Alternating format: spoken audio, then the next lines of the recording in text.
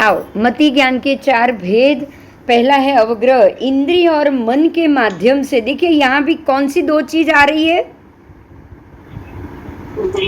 इंद्रिय और मन। ध्यान दीजिएगा, मन और इंद्रिय के बगैर बुद्धि उत्पन्न होगी नहीं, और मन अशुभ होगा तो ही अहंकार आएगा। मन शुद्ध होगा तो अहंकार भी नहीं आएगा। समझ में आ रहा है? हाँ। अहंकार का अर्थ ही हो गए 4 प्रकार के कषाय। अहंकार का मतलब क्या हुआ? 4 प्रकार के कषाय। 4 प्रकार के कषाय। अगर हम 4 प्रकार के कषाय करें, क्रोध करें, तो बिना अहंकार तो आप क्रोध कर नहीं पाओगे। नहीं। हाँ, अहंकार होगा तो ही किसी के ऊपर हम क्रोध करेंगे ना, बाकी थोड़ी सबके ऊपर थोड़ी ऐसे क्रोध करते रहेंगे। बोलो, जब कुछ हम ज्यादा जानते हैं ये सोचेंगे तो ही क्रोध आएगा ना। हाँ। नॉर्मली हम भी ये सोचे कि नहीं हमको कुछ नहीं आता है, हम भी नॉर्मल इंसान है, तो आपको क्रोध नहीं आएगा, राइट? ऐसे ही मान, माया, लोभ, 4 कषाय का कारण ही तो अहंकार हुआ। हाँ। अहंकार ही मान देगा। अहंकार के कारण ही आप माया करोगे, किसी को पछाड़ोगे, किसी से जीतोगे, किसी से हारोगे। तो ये सब करने का मेन कारण तो अहंकार ही है। तो अहंकार से ही 4 प्रकार के कषाय बंद जीव के ऊपर होते हैं। तो अवग्रह का अर्थ ये हुआ कि मन और इंद्रिय के माध्यम से योग्य स्थान में रहे हुए पदार्थों को अत्यंत सामान्य बोध प्राप्त हो जाए, उसको अवग्रह कहेंगे। फिर से बोल रही हूँ, इंद्रिय और मन के माध्यम से योग्य स्थान में रहे पदार्थ का बोध।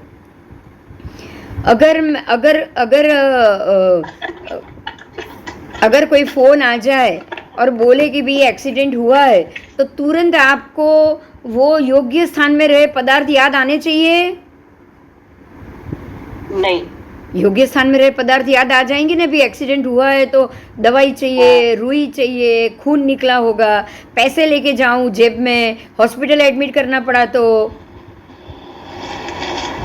आप क्या सोच के जाओगे? अगर फोन आए कि भाई आपके घर में से किसी का एक्सीडेंट हुआ है, तो आप क्या सोचोगे? तुरंत उसी पल क्या सोचोगे? क्या सोचोगे? सबसे पहले पैसे लेकर जाओ, उससे पहले फोन लेकर जाओ, 4 लोगों को फोन करो, और फैमिली डॉक्टर को पहले फोन करो, और जैसे ही मालूम पड़े कि एक्सीडेंट हुआ है, खून निकल रहा है, स्टिचेस लेना पड़ेगा, तो सीधे हॉस्पिटल का कांटेक्ट डॉक्टर को बोल के करा लो कि भाई वहाँ बेड बुक करो, मैं पेशेंट लेकर आ रही हूँ, ताकि उसको ट्रीटमेंट में कोई प्रॉब्लम ना आए, फास्ट से फास्ट ट्रीटमेंट हो। तो इसको क्या कहा जाएगा? आपने अपनी इंद्रियों और मन के माध्यम से क्या प्लान किया? बोलो, क्या आपने क्या प्लान किया? योग्य स्थान में रहे पदार्थों का आदान प्रदान क्या किया? योग्य स्थान में रहे पदार्थों का संशोधन किया ना। हाँ। कि भाई इसके लिए योग्य स्थान क्या है? एक्सीडेंट की बात सुनी, अब योग्य स्थान क्या है उसके लिए?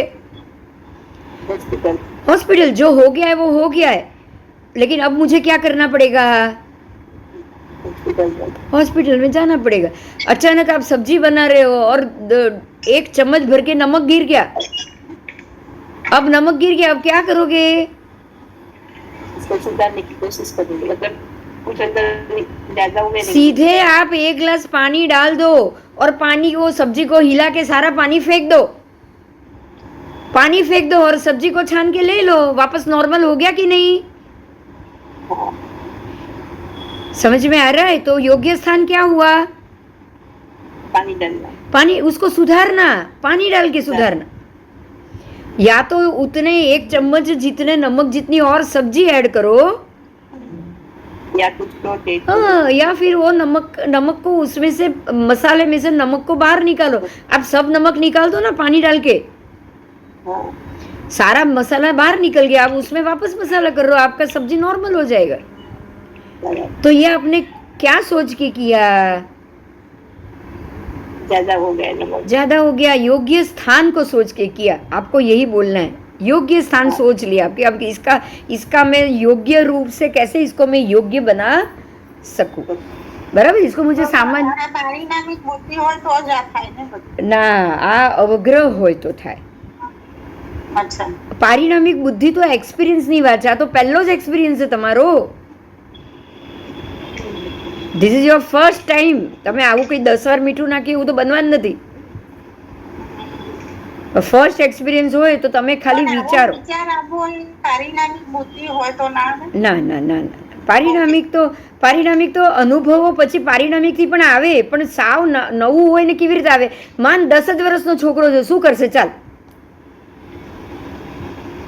ના, તમે જેમ કહો છો ને એવું તો મને આ સબ્જી ધોઈ નાખવાની ને એવું બધું તો મને એમનેમ જ આવડે છે, કોઈ શીખડાવ્યું નથી. હા, પણ એ કદાચ અનુભવે, પણ માની લે કે આજ અત્યારે 12 વર્ષની છોકરી કરે તો એ પારિણામિક નથી. રાઈટ?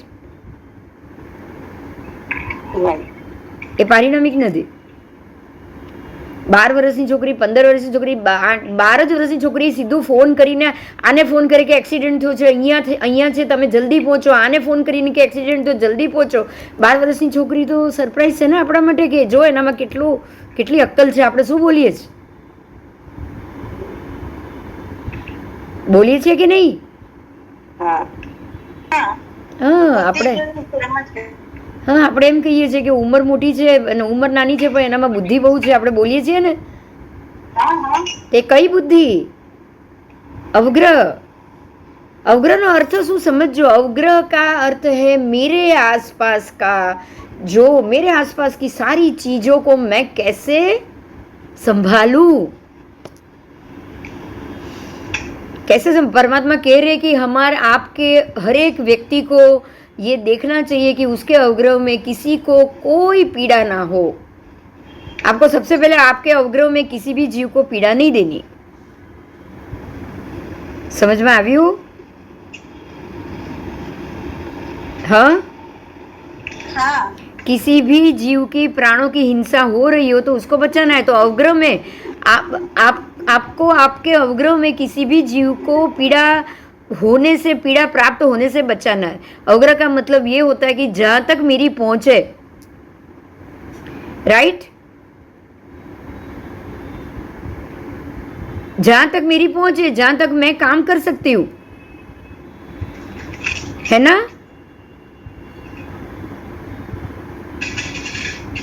जहां तक मेरी पहुंच है, जहां तक मैं मेरा काम करके चीज़ों को पॉजिटिव कर सकूं, वहाँ मुझे करनी चाहिए. फिर मैं ये बोल दूं कि नहीं, ये मेरी जिम्मेदारी नहीं है, वो नहीं चलेगा. समझ में आ रहा है?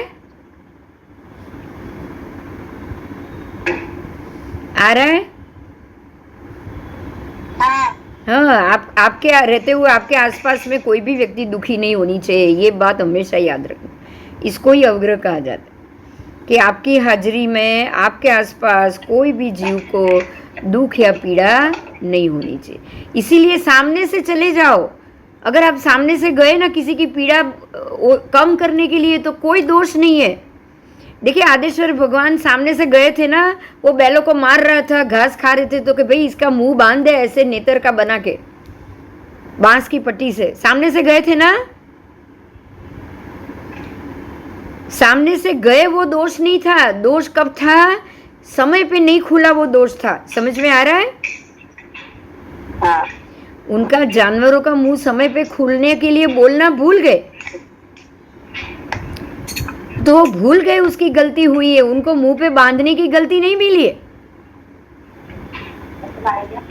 बांधने की सजा मिली थी, बताओ.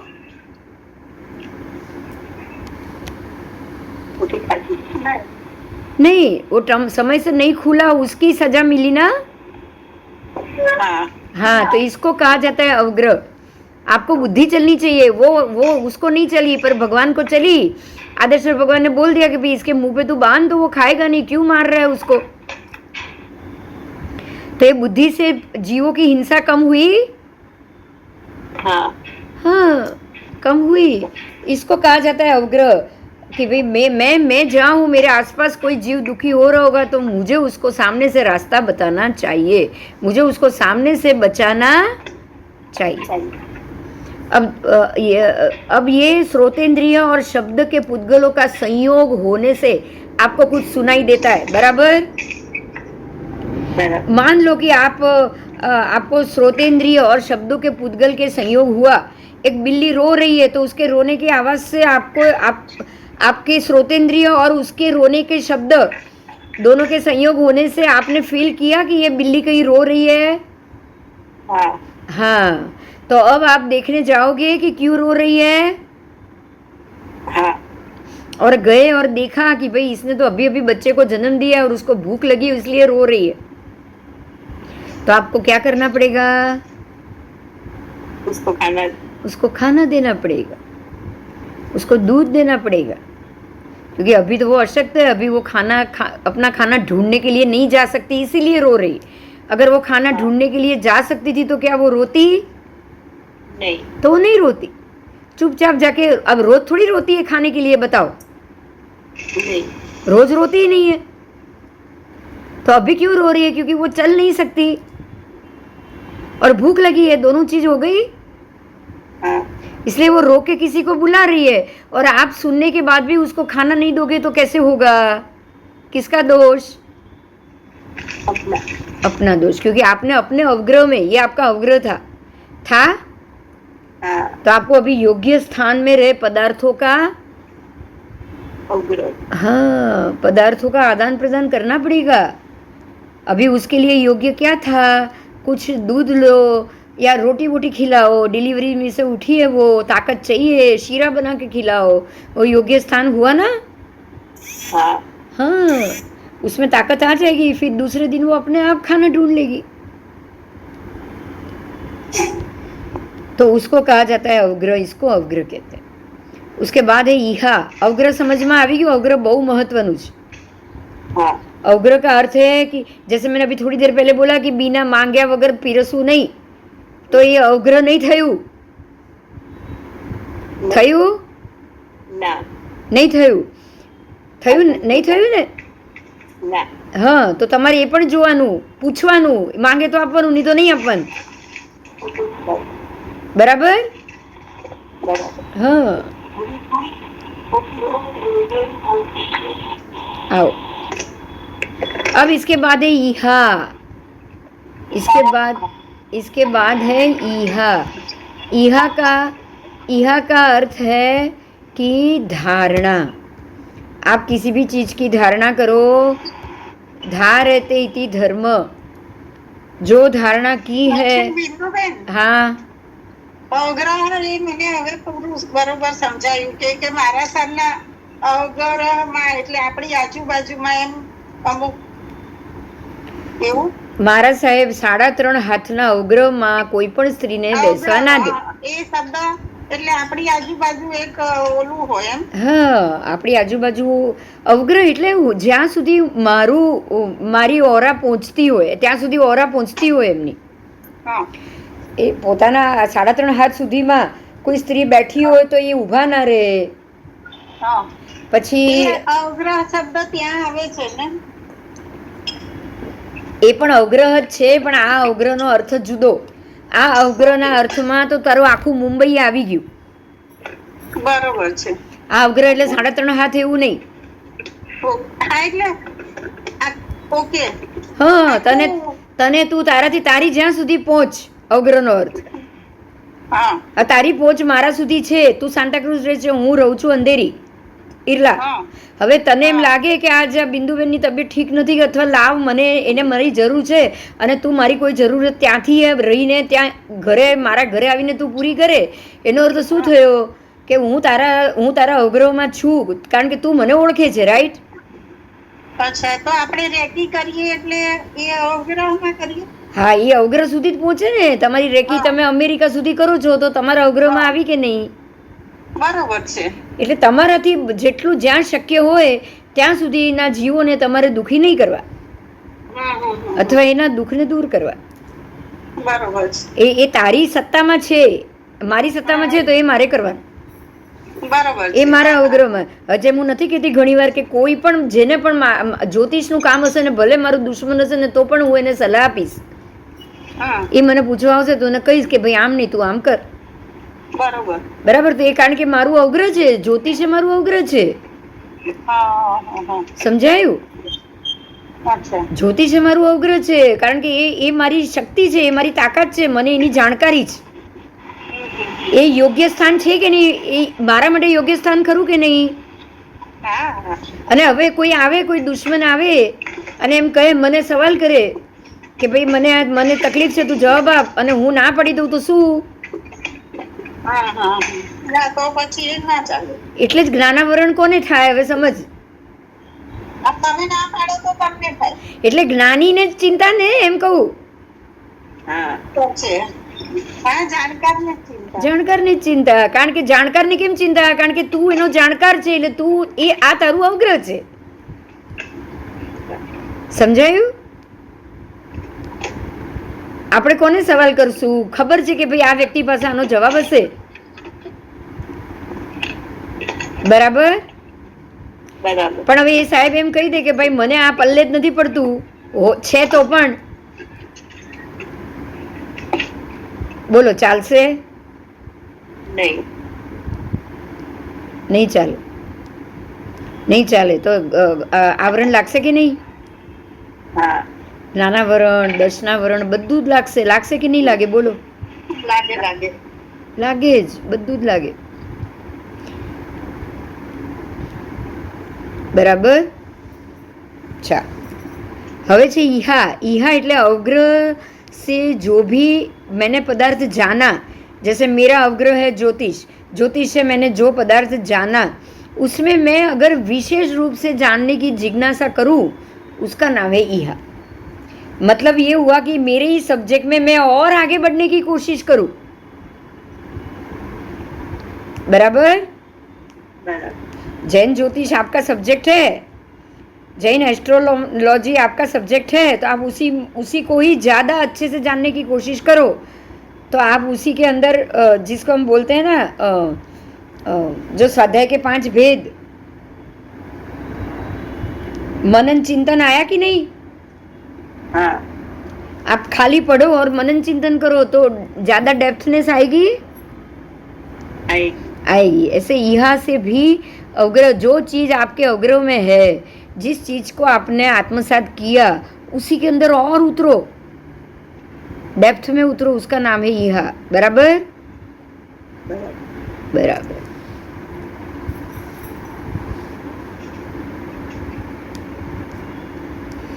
उसके बाद है अवाय. अवाय या अपाय.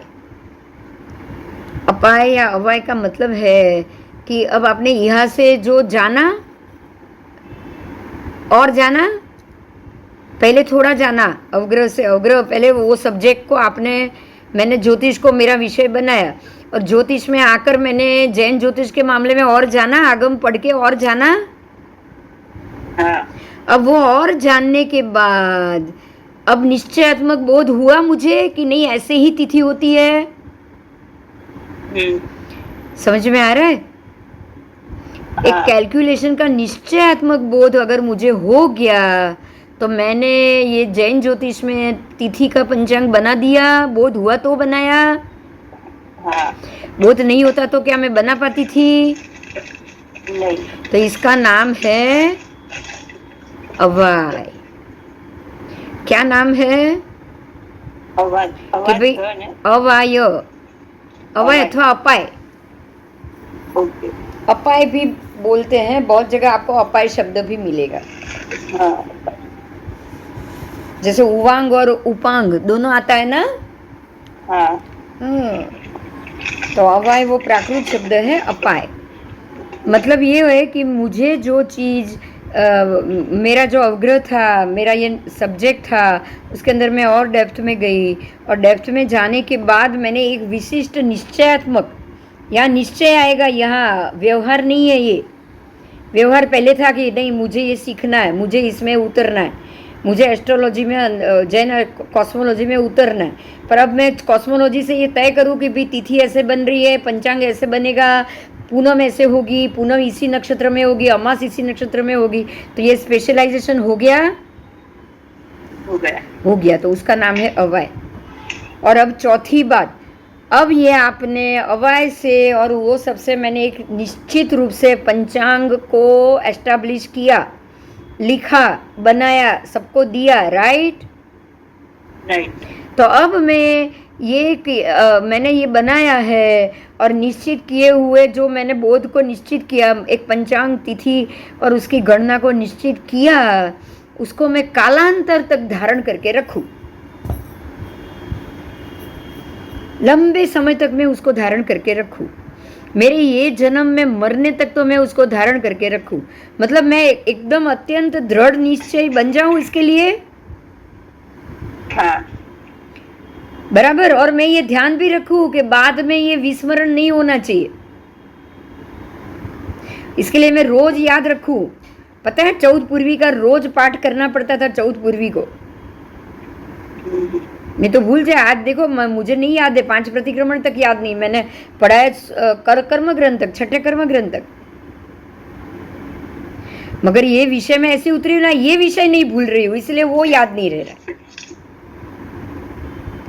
बराबर। ये विषय नहीं भूल सकती मैं अभी। ज्योतिष क्या मुझे भूलना चाहिए? सूर्य प्रज्ञप्ति भूलना चाहिए? नहीं। भूलूंगी तो धारणा में मजबूत होंगी कैसे, बताओ। बराबर। तो जो आपने अवग्रह इहा अव्यय करके एक विषय नक्की किया, वो विषय को आप एक योग्य स्थान पर ले गए, वो विषय को आपने आत्मसात किया और निश्चयात्मक बोध लेकर आपने उसके लिए कुछ चीजें रेडी की, जैसे कि पंचांग आदि मैंने रेडी किया। अब मैं उसको भूल जाऊंगी, चलेगा नहीं। मुझे उसका सतत अभ्यास करना पड़ेगा। क्या करना पड़ेगा? सतत अभ्यास करना, कि मैं कालांतर में इसको भूल ना जाऊं। तो अब मैं क्या कर रही हूँ पता है? मैं अपने वीर्य को बरकरार रख रही हूँ। क्या कर रही हूँ? बराबर। अपनी शक्तियों को मजबूत रख रही हूँ। बोलो। उसके लिए रोज पंचांग पे दृष्टि डालना, रोज सूर्य प्रज्ञप्ति को देखते रहना, चंद्र प्रज्ञप्ति को पढ़ते रहना। समझ में आ रहा है? हाँ। बाकी के आगमों के पाठ करते रहना, ताकि मैं अपनी धारणाओं को भूलूं ही नहीं। मैं क्या कर रही हूँ? वीर्य का स्फुरण कर रही हूँ या वीर्य का अंतराय दे रही हूँ? स्फुरण कर रहे हैं। स्फुरण कर रही हूँ, उसको बढ़ा रही हूँ, वीर्य को बढ़ा रही हूँ। अब वीर्य को, शक्ति को बढ़ाऊंगी, बार बार याद करूंगी, पढ़ूंगी, पढ़ाऊंगी, अपने आप वीर्यांतराय देना हो जाएगा। बोलो। वीर्यांतराय का क्षय होगा कि नहीं? हाँ। किसका क्षय होगा? वीर्यांतराय का। वीर्यांतराय का क्षय अथवा क्षयोपशम। बराबर। क्षय उसी को बोलेंगे जो वापस चढ़े नहीं, पर थोड़ा थोड़ा क्षय होगा तो क्षयोपशम। तो वीर्यांतराय कर्म के क्षयोपशम। इससे क्या होगा पता है आपको? ये जन्म में पंचांग के लिए इतनी मेहनत की, तो अगले जन्म में क्या कर सकूंगी? ज्यादा। जो काम ये जन्म में छूट गया उसको पूरा करूंगी। हाँ। नाग केतु को अट्ठम नहीं हुआ, उसने क्या किया? दूसरे जन्म में जन्म लेते ही अट्ठम किया। हाँ, जन्म लेते हुआ बच्चा 3 दिन तक दूध पानी कुछ नहीं लेता है। सोचो। तो ये उसके धारणा में पड़ा था। हाँ। अब समझ में आ रहा है ये अवग्रह यह अवाय धारणा कितना इम्पोर्टेंट है। हाँ। और ये कहाँ इकट्ठा होगा? मति। मति यानी बुद्धि। मति यानी बुद्धि। अब समझ में आ रहा है? आपकी बुद्धि, औत्पाती की बुद्धि, उसके बाद वो 4 बुद्धि, औत्पाती की, वैनयिकी, कार्मिकी और पारिणामिकी, और उसके ऊपर और 4 मति ज्ञान की बुद्धि। अवग्रह यह अवाय धारणा, तो ऐसे 8 प्रकार की बुद्धि हो गई। हाँ। अवग्रह आदि 4, औत्पाती की 5 और उत्थान आदि 5। उत्थान करने वाली, आपको अंदर से शुभ कर्म का उत्थान करना है, वीर्य का उत्थान करना है। वीर्यांतराय का मतलब क्या होगा? बोलो। वीर्य का उत्थान, और वो 5 प्रकार से होता है ना। वीर्यांतराय कितने प्रकार का है? 5। 5 प्रकार का वीर्यांतराय। दानांतराय, लोभांतराय, फिर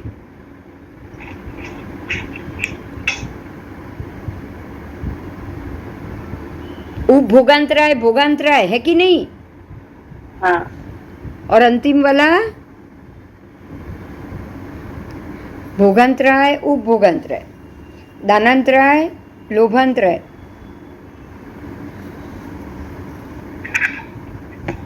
પાંચમું શું આવશે? વીર્યાંતરાય જ આવશે ને? ના, વીર્યાંતરાય ના 5. પાંચમું હજી એક આવશે. યાદ આવે છે કોઈને?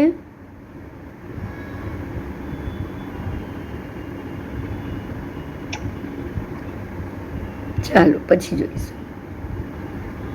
तो औत्पत्ति की आदि 4 बुद्धि, 4 अवग्रह, 5 उत्थान, इस प्रकार से आत्मा परिणाम रूप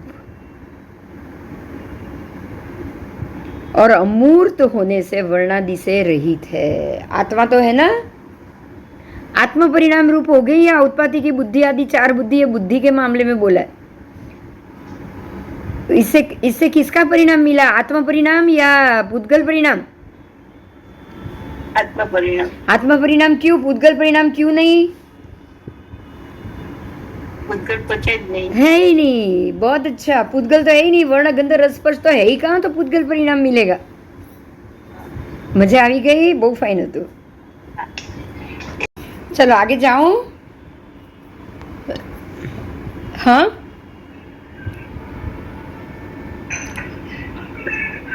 शुरू करूं?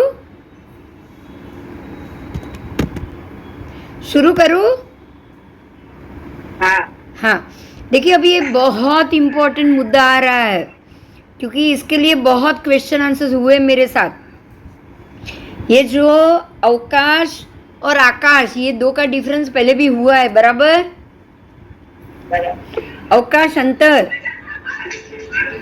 ये बहुत इम्पोर्टेंट मुद्दा है, वो है अवकाश अंतर। और अवकाश अंतर क्या है? जैसे बुद्धि है, बुद्धि में आपने क्या देखा? जवाब दो। बुद्धि में क्या नहीं है? रस गंध वर्ण गंध रस स्पर्श, मतलब वो पुद्गल नहीं है, बराबर? बराबर। ऐसे ही अवकाश अंतर में भी वर्ण गंध रस और स्पर्श से रहित है। जैसे बुद्धि है वैसे ही अवकाश अंतर है। अवकाश अंतर के लिए बहुत क्वेश्चन हुआ। अवकाश अंतर क्या है वो सबको समझ में ही नहीं आया। समझ में आ रहा है क्या है अवकाश अंतर? खाली है। हाँ, खाली वैक्यूम, कुछ नहीं है। अब परमात्मा को प्रश्न किया कि भगवान, गौतम स्वामी ने पूछा, हे भगवान 7वें अवकाश अंतर में कितने वर्ण गंध रस स्पर्श है? अंतिम है ना 7वां अवकाश अंतर, मतलब नारकिका। हाँ। सप्तम नारकिका अंतिम अवकाश अंतर, उसके बाद तो सीधा लोकांत है। हाँ। इसीलिए पूछा कि ये लास्ट जो था लोकांत में जो अवकाश अंतर है उसमें कितने वर्ण गंध रस स्पर्श? भगवान कह रहे हैं कि गौतम अवकाश अंतर वर्ण गंध रस स्पर्श से रहित होता है। अब अवकाश अंतर के पहले क्या है? घनोदति, घनवात, तन्वात। अब उसमें क्या होगा जानना है ना हमको। हाँ। पर उसमें तो जीव है। जीव है। अवकाश अंतर जीव नहीं है। घनोदति, घनवात, तन्वात जीव है, तो जीव में वर्ण गंध रस स्पर्श होगा कि नहीं? होगा। मतलब ये हुआ कि बिना अवकाश अंतर घनोदति, घनवात, तन्वात भी नहीं रह सकते। बराबर। कंफर्म हो गया? हाँ। तो जहाँ घनोदति होगी, घनवात होगा, तन्वात होगा, वहाँ अवकाश अंतर होगा ही होगा। होगा कि नहीं? होगा। होगा ही होगा। आओ 7वें तन्वात। अब तन्वात की बात है, अवकाश अंतर से पहले तन्वात। उसमें क्या है? परमात्मा कह रहे हैं कि उसमें 7वें तन्वात को 8 स्पर्श होते हैं। कितने? 8 स्पर्श। 8 के 8 रुक्ष, मृदु, फिर शीत उष्ण ऐसे आठों के आठों ऑपोजिट वाले भी स्पर्श होते हैं। सातवें तनुवाद के समान सातवां घनवात, सातवां घनोदधि और सातवीं पृथ्वी, वो सब में वर्ण गंध रस स्पर्श है। स्पर्श 8 है, बाकी वर्ण गंध रस स्पर्श जो प्राणातिपात के लिए बोला था ना वही है। मतलब क्या हुआ कि घनोदधि घनवात तन्वात सबको स्पर्श है, ये पुद्गल है, वर्ण गंध रस स्पर्श सब कुछ है, जबकि अवकाश अंतर को कोई वर्ण गंध रस स्पर्श नहीं। बराबर ક્લિયર થયું? હા, એનાથી આખું એનું કામ ક્લિયર થઈ જશે તમને। હવે એ પણ બુદ્ધિની જેવું થઈ ગયું ન્યુટ્રલ।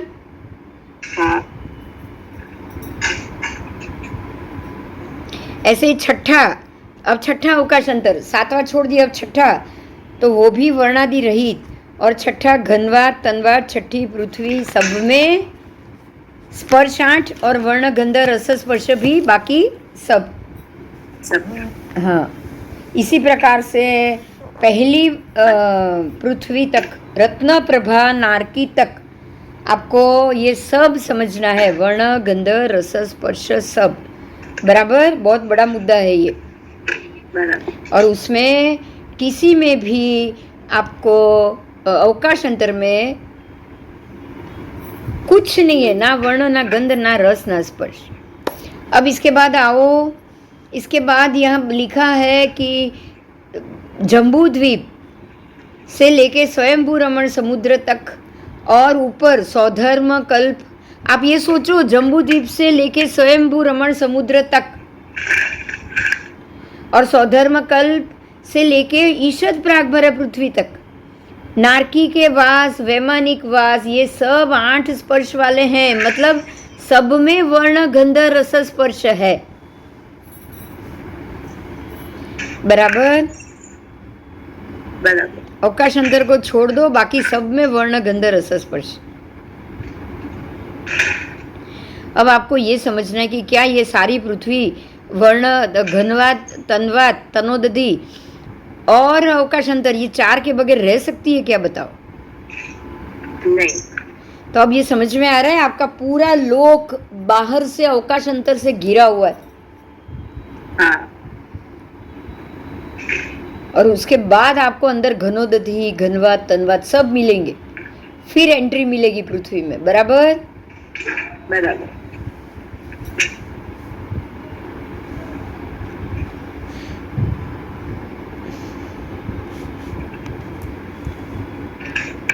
देखो अभी है ना, ये जो पार्ट था ना एक बहुत इम्पोर्टेंट है, मैं बोल रही हूँ।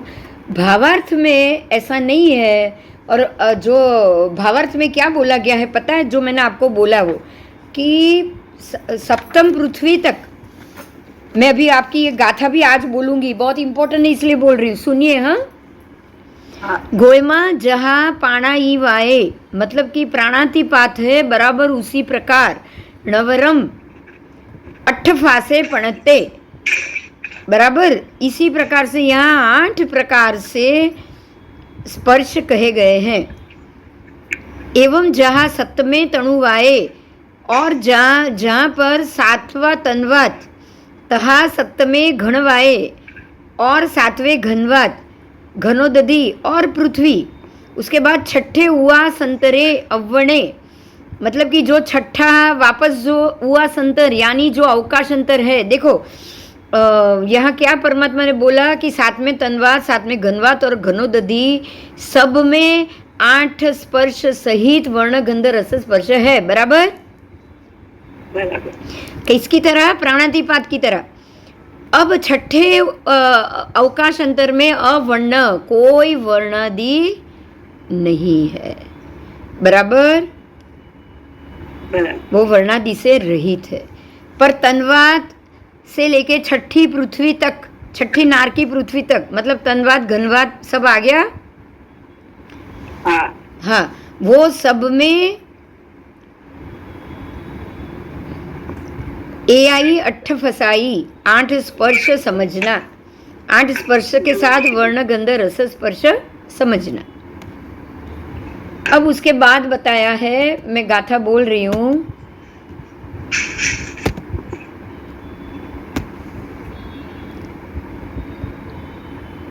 एवं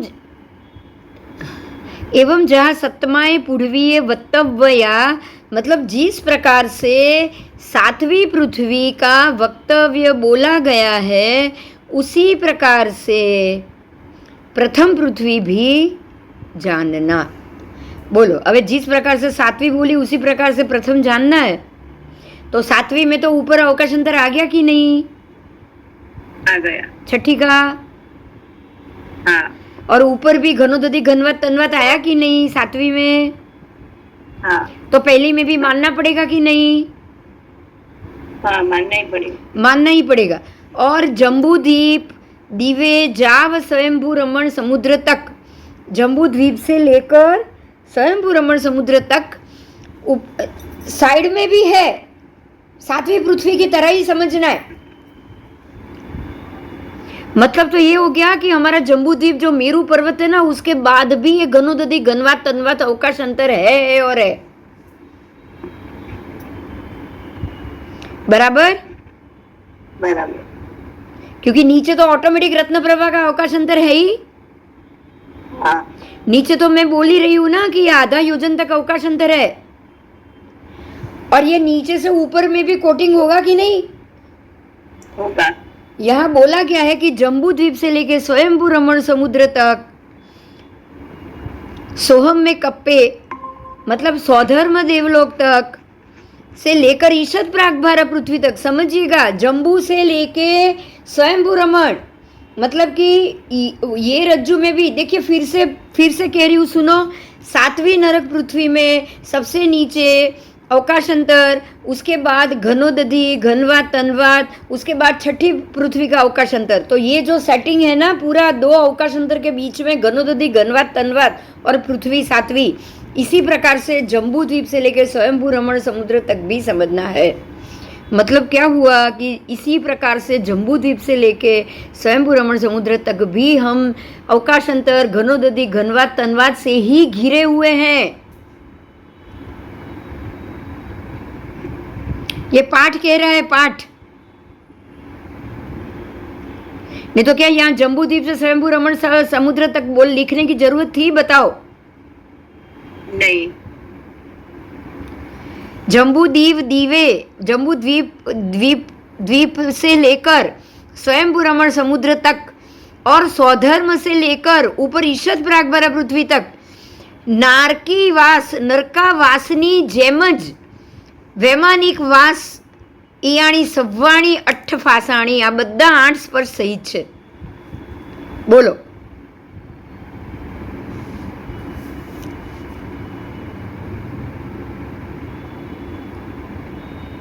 સમજમાં આવ્યું? हाँ અને એ જ પ્રમાણે તમારે આ બધાનું વર્ણન કર્યું છે। मतलब आपको सभी पृथ्वी को, नरक पृथ्वी की जो सातवें अवकाशांतर, सातवें घनोदधि, सातवें घनवात, सातवें तनवात और ऊपर छठी नारकी का भी अवकाशांतर बराबर इसी तरह, छठे में भी नीचे अवकाशांतर, तो आपको बराबर इसी तरह से ही संपूर्ण 14 राजलोक में समझना है। जहाँ जहाँ पृथ्वी है वहाँ वहाँ। और ये है, देखिएगा, ये मैंने बोला आपको गाथा, और गाथा के बाद विवेचन। अब इसका मैं विवेचन बोल रही हूँ, ध्यान से सुनिएगा, गाथा में क्या था और विवेचन में क्या चेंज कर लिया। पहली और दूसरी नरक के बीच में आकाश खंड को प्रथम आकाश अंतर कह दिया। बोलो, अब इसमें कहीं भी आया गाथा में ये शब्द? नहीं आया? नहीं। पहली और दूसरी के बीच की नरक के बीच का आकाश खंड, और इसी तरह सप्तम पृथ्वी के नीचे को सप्तम आकाश खंड बोला, और उसके ऊपर तनवात घनवात घनोदधि और ये सब। अच्छा, उसके ऊपर छठे का अवकाश अंतर है, ये तो आप सीधा गोल कर गए। हाँ गोल कर गए ना। सातवीं नरक पृथ्वी कैसी है? ऊपर छठे का अवकाश अंतर, पूरा कोटिंग, और नीचे उसका अवकाश अंतर। तो पूरा अवकाश अंतर का कोटिंग हुआ कि नहीं अपने आप? हुआ। छठे का नीचे का अवकाश अंतर, सातवें का नीचे का अवकाश अंतर। अब पूरा अवकाश अंतर के अंदर, अब इसके अंदर सातवें की घनोदधि हुई, घनवात हुआ, तनवात हुआ, और वो भी ऊपर नीचे सब जगह। हाँ। ऊपर भी अलग माप, नीचे भी अलग माप, साइड में भी अलग माप। तो जैसे सातवीं पृथ्वी है पूरे घनोदधि घनवात तन्वात और 12 अवकाश अंतर से घिरी हुई, ऐसे ही पूरे के पूरे लोक को मानो तो क्यों नहीं मानना है? बोलो।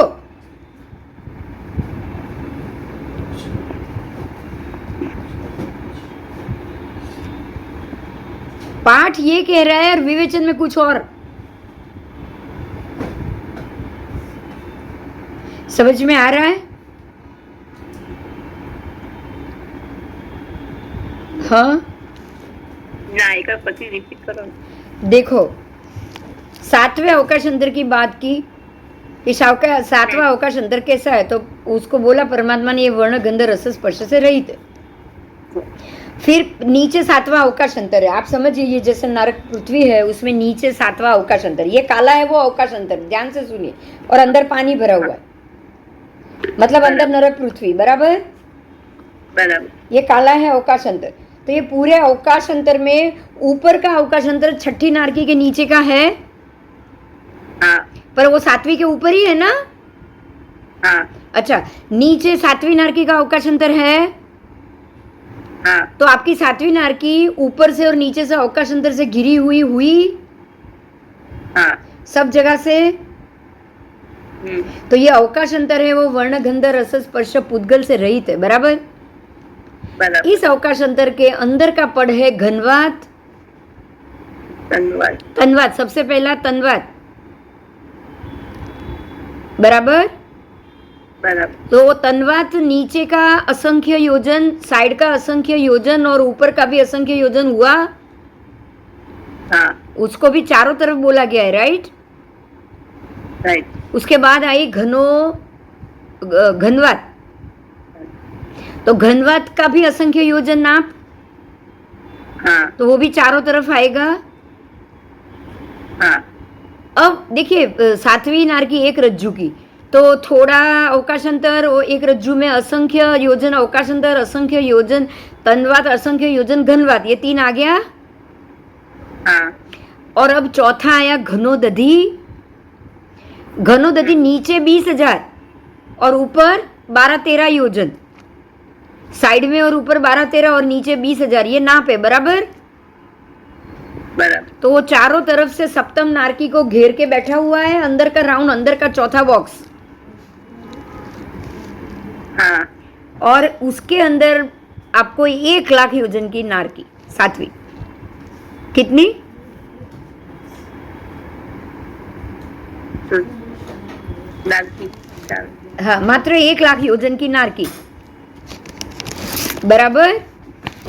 बराबर। बराबर। अब आप ये सोचिए, अब उल्टा जाइए, अंदर नारकी, उसके बाद घनोदधि, उसके बाद घनवात, उसके बाद तन्वात और 12 अवकाश अंतर। बोलो, पूरा घिरा हुआ है कि नहीं? हाँ। तो ऐसे ही आपको सारी नारकी समझनी है। और जम्बू से लेके स्वयंभू रमण समुद्र तक का तिर्यक लोक भी ऐसे ही समझना है। हाँ। और सौधर्म से लेके ऊपर तक भी ऐसा ही समझना है। आपको आज तक हम जो पढ़े उसमें ये पाठ आया कि घनोदधि घनवात तन्वात जम्बू द्वीप और स्वयंभू रमण के बाहर भी है? नहीं आया पाठ अभी तक? कोई बोलो। नहीं। और ये मूल पाठ ये बता रहा है। बोलो, अब समझ में आ गया? सबको आ गया? हाँ। दक्षा, પહેલી વાર જ સાંભળ્યું. પહેલી વાર સાંભળ્યું મેં, એટલે મૂળ ગાથા વાંચી તમારી સાથે. હા. ગાથા વાંચી. આ લોકો તો રત્નપ્રભાની ઉપર પણ ના પાડે છે અવકાશ અંતર. અને આ તો આખો જંબુ ને સ્વયંભૂ રમણ સમુદ્ર સુધી છે અવકાશ અંતર. ઘનોદધિ ઘનવાત તન્વાત. બોલો.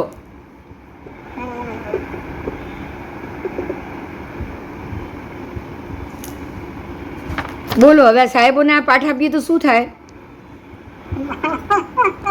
બધા જ નારકીના આવાસ, વૈમાનિક આવાસ, એયાણી, સવ્વાણી, એ બધું જ 8 સ્પર્શ સહિત છે. એ સર્વમાં 8 સ્પર્શ છે. વિચારો.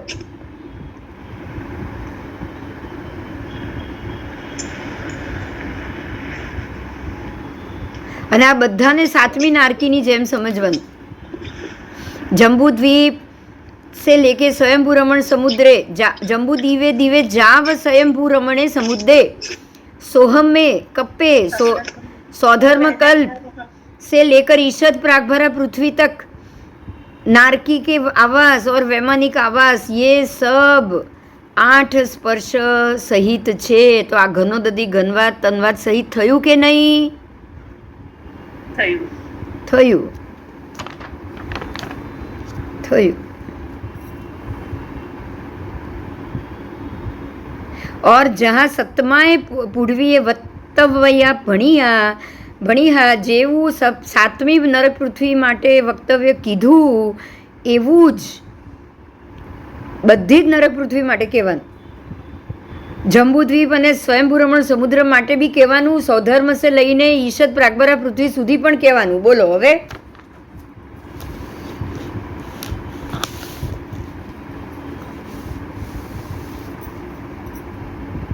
ખાલી આટલી 1 2 4 લાઈનની ગાથામાં બધો પાઠ આવી ગયો. બરાબર. બોલો કેટલા વાગ્યા? ચાલુ રાખું કે છૂટી આપી દઉં? હા, 5:30 થઈ ગયા. આજે બહુ મોટો પાઠ આવ્યો છે, બહુ સમજવાનો પાઠ આવ્યો છે. આજે બધું જ સમજવાનું આવ્યું, પહેલી વાર સાંભળ્યું હોય એવું. રાઈટ. આ 2 દાડા પહેલા મળ્યો તો હું ત્યાં બોલી આવ્યો બધું. હા ને? હા, તો ત્યાં બધું બોલી આવ્યું હતું. હા, એટલે બહુ મોટી વાત છે આ, એમ મારો કહેવાનો અર્થ છે. મારા સરને કહેવા થશે ને અત્યારે. હા, તો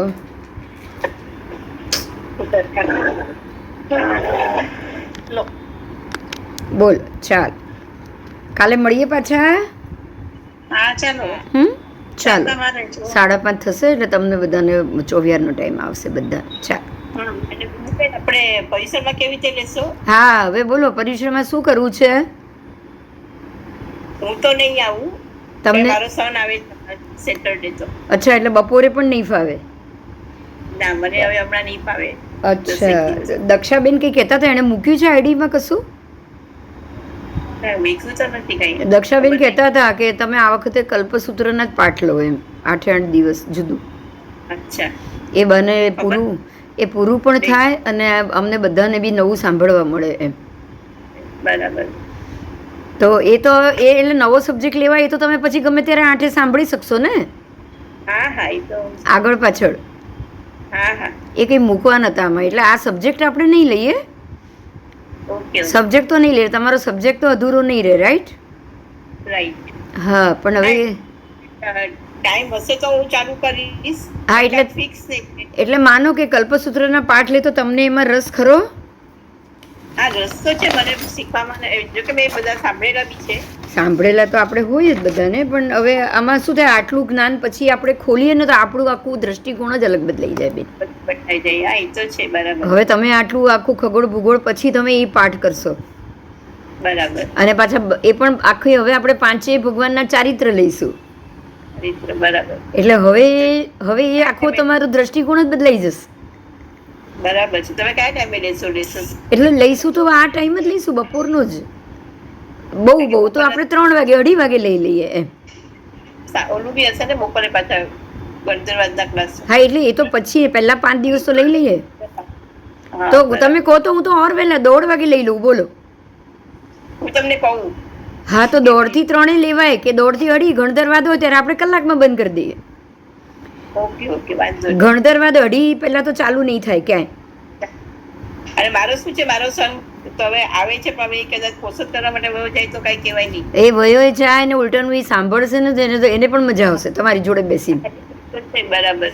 એને ઉલટાની અને તમે કહેશો તો આપણે 1 વાગ્યામાં જ લઈ લઈશું. 1:15 હું એટલે બોલું કે બધાને જમવામાં બી આવીને કરો અને રસોઈ કરો ને જમતા બધાને તમારી 1:15 તો વાગી જ જાય.